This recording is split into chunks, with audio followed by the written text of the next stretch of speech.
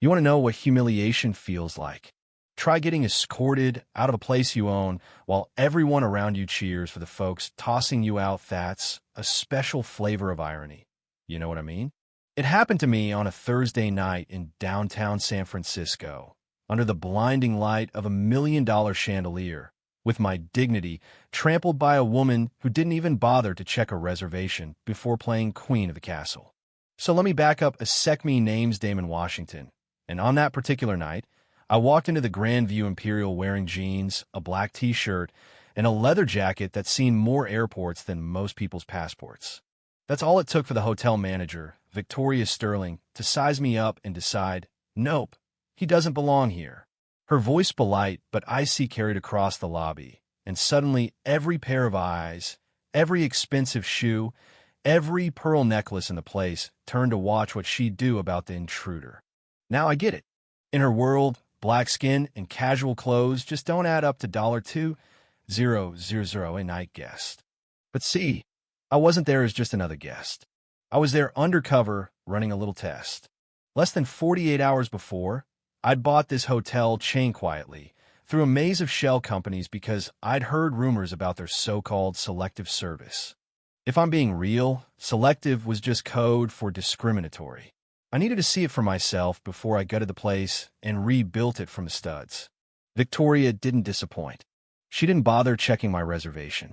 She just told me, with a smile sharp enough to cut glass, that maybe I'd be more comfortable down the street. The other guests nodded. Some even murmured their approval. I could feel my heart pounding, but I kept my cool. I've learned that the moment you show anger, you play right into the stereotype. So, asked very politely, mind you, if she could check her system for my reservation. She laughed, said, I don't need to check anything. I can see with my own eyes you don't belong here. Her words hung in the air like a bad smell. Security showed up 12 big guys, ex-military, white as the marble floors. I could see in their eyes they weren't so sure about this, but orders are orders. As they started to walk me out, I pulled out my American Express Centurion card. You know, the one black, heavy, no spending limit. Victoria didn't even blink. Anyone can get a fake credit card these days, she snapped. The whole lobby was silent. It was a public flogging, and I was the main event. I kept my hands where everyone could see, walked with my head up. I wanted every single person in that lobby to remember what it felt like to watch, to make that choicito something, or do nothing. And let's be honest, most did nothing. But what they didn't know was, while I was walking out, I was texting my assistant to go live with the acquisition announcement. I also texted HR, fire the manager immediately. From the sidewalk, I watched as the phone started buzzing. The hotel staff were reading the news in real time. The chain had been sold, new leadership effective immediately, and, oh, by the way, the guy you just humiliated? Yeah, he's the new boss. Inside, Victoria was still preening for her audience, telling them about her sixth sense for trouble, totally unaware that her career was vaporizing in real time. Then came the twist. I walked right back in. Yeah, that happened. This time, guests were scrolling through headlines with my face plastered everywhere. Security just stared wide-eyed. Ryan, the assistant manager, stammered an apology and handed me the key to the penthouse suite, the very one Victoria said I wasn't good enough for. Victoria tried to call security again, but Jake, the lead officer, just shook his head. Ma'am, he owns the hotel. The look on her face, first confusion, then disbelief, then pure panic, was something I'll never forget. She tried to save face, mumbling about standards and caliber of clientele, but the crowd wasn't buying it anymore. Her audience had turned into witnesses. I pulled out my business card, Damon Washington, and handed it to her. The lobby went dead quiet. Victoria, desperate, said, anyone can print cards, but then the regional director's voice crackled over speakerphone, congratulating me on the acquisition, confirming everything. Phone started recording, some guests scurried for the elevators, but I wasn't done. Victoria, let's have a little transparency, shall we? I called the board of directors right from the lobby, put them on speaker, and asked Victoria to explain her customer screening process. The weight of accountability finally crashed down on her. Staff started texting resumes to competitors. Ryan quietly told me there'd been 12 complaints about her just in the last 6 months, all from minority guests. The young black couple in the corner had been watching the whole thing, came over and thanked me.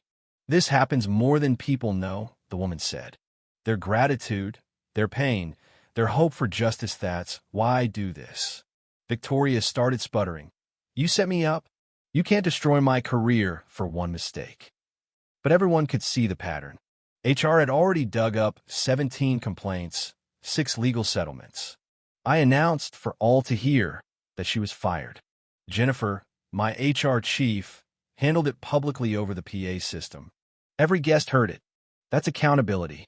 News crews flooded the lobby. Social media went nuclear. Hotel justice started trending. Staff who had stayed silent lined up to tell their stories. I addressed the whole room.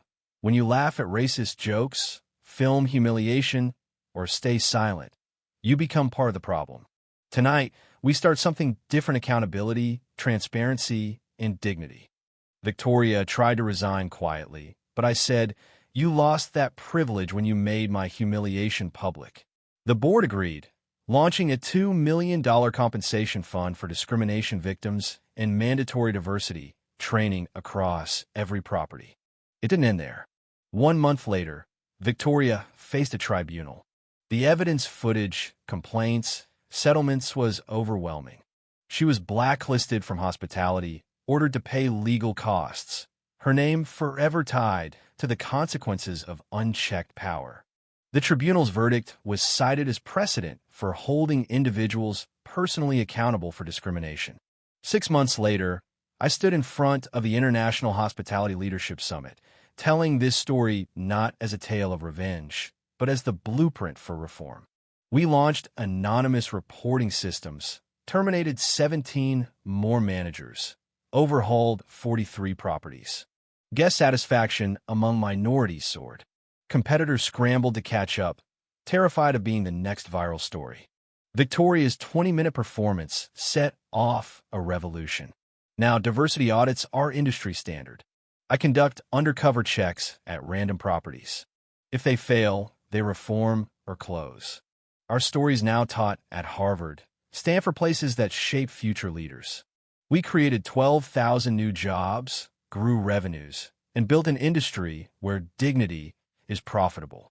2 years after that night, I walked back into the Grandview Imperial. No undercover work this time. Ryan Chun, now general manager, greeted me like an equal. Jake, promoted to regional director, handed me his report, 0 discrimination incidents this quarter. The young couple now celebrates their wedding anniversaries here, their kids playing where their parents once feared for their safety. The culture shift is real, genuine smiles, real respect. No more calculating who deserves luxury. Victoria's old office? It's now a diversity training center. Letters from grateful guests line the walls, each one a story of dignity restored. The lobby, once a stage for humiliation, now buzzes with guests from all walks of life, welcomed and celebrated. That pain from 2 years ago, it turned into purpose. The personal became political, the individual institutional. Tonight, I stand in the same lobby, watching guests flow in and out, staff treating everyone with respect. I remind viewers, you watching this right now, that dignity denied anywhere diminishes dignity everywhere. That's not just a saying, it's a truth I live by. The fight goes on now. We're auditing restaurants, retail, healthcare, anywhere discrimination hides. So, here's my question. Should managers like Victoria face lifetime bans? Is there such a thing as too much accountability, or is it the only way things ever really change? Drop your thoughts below. Share your own stories. Tag a business that needs an equity audit. Remember, dignity isn't a privilege, it's a right. And when you fight for one person's dignity, you fight for everyone's freedom. If this story moved you, subscribe for more updates, join the Dignity Challenge, and let's make sure Victoria was just the beginning. Systemic discrimination ends when we demand systemic accountability. And as long as I've got a seat at the table, that's exactly what we'll do. Xin chào các bạn, mình là Trinh, mình phụ trách viết content. Trên đây là những công việc của mình là mình lên mạng xã hội tìm hiểu những video.